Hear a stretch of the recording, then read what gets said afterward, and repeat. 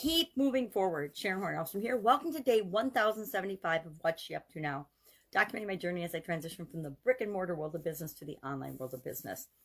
And it's been an interesting journey. I like to review what I'm working on, what's working, what's not, and some of the lessons I've learned along the way. And this one today I'm calling Keep Moving Forward, because I'm a little frustrated with certain things, certain aspects of life and humanity right now. And do you ever feel that way where you're just like shaking your head and you're like, I can't even believe this is what's going on around me? It's kind of how I felt most of 2020, where it's just like, really? What next? What on earth can possibly happen that, and as soon as we say that, as soon as we say, oh, it can't get any worse, nothing else can happen, boom, something more ridiculous, more unbelievable happens. And yet here we are, and it's continuing into 2021, which is just, it's just frightening to me. The level of misunderstanding that we can have with other human beings. So what am I working on? Working on challenges, of course. I'm finishing off the 365-day challenge to do one fun thing every day, which was perfect for 2020. And it's actually been perfect for the first week of 2021 as well. It's kept me going. We've only got one more day. Today was day 365, and there's only one page left in the book, and we'll finish that off. I think there's one page left. And we'll finish that off tomorrow. Yep, one page and then the credits. Who cares about that? So we'll finish this off tomorrow. Just started on the 1st of this year, and so today was day 7, first full week of doing one thing every day that centers you. I'm actually going to admit I'm struggling with this one a little bit. Why? Because I'm not very centered apparently, and I need to work on that some more, work on my core and what is really truly inside of me. So this will be a fun one, yet a fun and challenging 365-day challenge today. Today was about smelling the roses, which is right up my alley. I'm all about focusing on the beauty and the things that are all around us in nature, and appreciating and being grateful for the things that are working, not the things that aren't working. Doing the things we can do, not the things that we think aren't right or we can't really impact or make a change about. And I guess I was feeling that way this morning, that there's lots of stuff that goes on in our world that is outside of our control. And when we really boil it down, the impact that it has directly on our lives is really, really small. Yet we get emotionally invested and very, very upset about it. I was thinking about that today.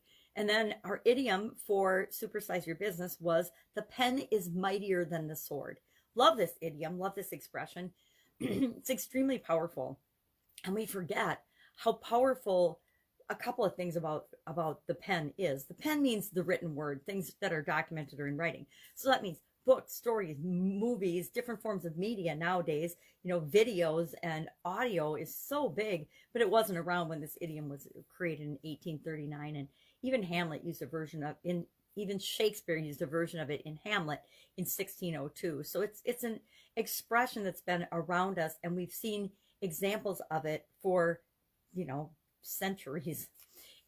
Think of the amazing documents that have been written that have impacted all of our lives. Declaration of Independence, the United States Constitution, the Bill of Rights, and other things.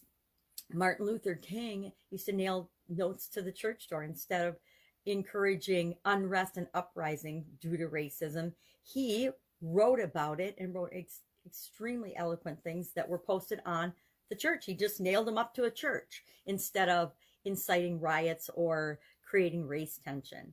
Richard Nixon experienced firsthand the idiom, the pen is mightier than the sword, when Watergate occurred and he was forced to resign in 1974. Lots of examples of it in our own lives and in our businesses. Contracts, writing down our goals is a really powerful way to prove to ourselves that the pen is mightier than the sword, that we can create things out of thin air by writing about them and documenting them. Think of all the characters and I don't even know how to describe it. Think of all the characters and the things and the ideas that have been brought to life simply by writing about them, writing them down. I think of the Harry Potter series and the Matrix, all the different things, all the different movie series, all the different shows, all the different things that we enjoy with respect to entertainment. All of those were written down and created virtually out of thin air, right? Somebody's mind, and then they just wrote it down and it became real. So that was our idiom for today. I'm enjoying doing idioms. What I'm doing for the first 100 days or so of this year, I started at the end of last year, probably maybe not quite a week, but about a week into last year. Done An idiom a day for, oh, it's got to be 700 days or very close to 700 days now. And I started it as I was traveling and moving and doing things with respect to my household. And I wanted to find a quick way to communicate with the people in the Supersize Your Business group and in that community, but and add value, but not have to worry about what I was going to do every day, what I was going to talk about, what I was going to promote, what I was going to share, what I was going to teach. And so I thought, well, one of the things I used to like to do was study words and language. And it comes from journalism and some of my more interesting background education and experiences. And so instead of sharing a word of the day, because I'm like, everybody shares a word of the day, that's not as powerful. How about idioms? Because I always find idioms and their meaning and looking for how they connect to business really interesting and fascinating.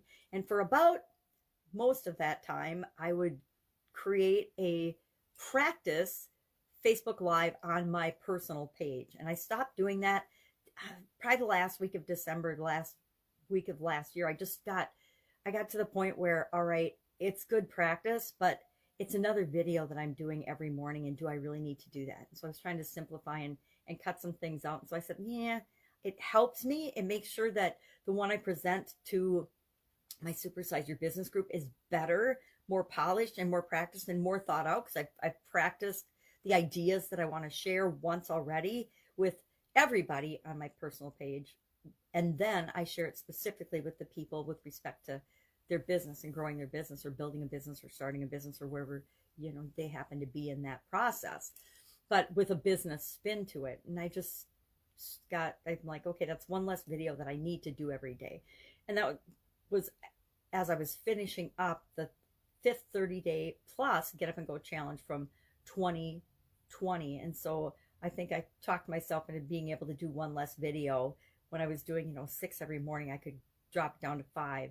And now since the Get Up and Go challenge is done for December, I'm down to 4 videos in the morning, which it feels better. It feels a little better. Now, I'm really missing doing that bigger challenge. So that's going to start up again very soon. I'm not sure exactly when, but February 1st at the latest, I'll start that up again. I can't decide, and maybe I'll ask for some feedback and input and say, hey, how long do you want the challenge to be? Do you want it to be 30 days? Do you want it to be, 21 days? Do you want it to be 14? 5-day challenges, they're a little effective, but they're mostly a marketing tool. They're not really that effective for actually helping people to create a lasting, measurable change in their life and transformation. To me, 30 days is the perfect sweet spot to have that happen, because it allows you enough time to teach and practice a particular skill or a particular activity to the point that somebody can make it their own. They can actually install it in their own subconscious and make it a practice and a habit of their own if you have a longer challenge. That's why I love the longer challenges. That's why, right now I say I'm not doing any challenges, but I'm finishing one 365-day challenge while I'm simultaneously starting another. So I don't even remember the last time I wasn't doing any challenges. And now yesterday I started a 30-day yoga challenge with my daughter, because she's like, we need to do this 30-day yoga challenge. They're already on day 5, but we're going to start on day 1.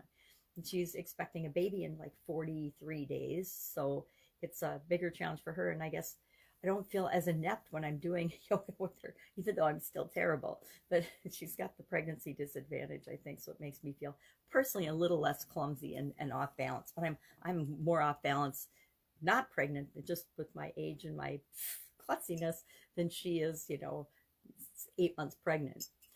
So that's it. That's what I'm working on. If I can help you anyway, hit me up and ask in the comments below. Otherwise, I'll be with you tomorrow. Just another little discussion on what I'm working on, where I'm going, where I'm moving in 2021. And again, my 2021 goals are set, right? I've already set them. I know what I want to accomplish this year, but sometimes, like everyone else, I let the things outside of us that are going on and swirling around have an impact. And I felt a little bit of that yesterday and this morning as I was waking up. And I'm like, oh, you need to shake that off. And remember, we always keep moving forward. We always just do what we can with what we've got right now. And we trust ourselves to know that we'll always do the next best thing, the next right thing. I learned that one from my sister. She's in a Bible study group, and she's talking to me about one of the teachings, and one of the things that and I think she probably helped come up with it, was we just always need to do the next best thing for the situation, the next best thing for us, the next best thing that we can do moving forward to keep moving forward. And that's my message today, is let's all just keep moving forward. And if we can help one another out, let's do that too. All right, have an awesome day. I'll be with you tomorrow.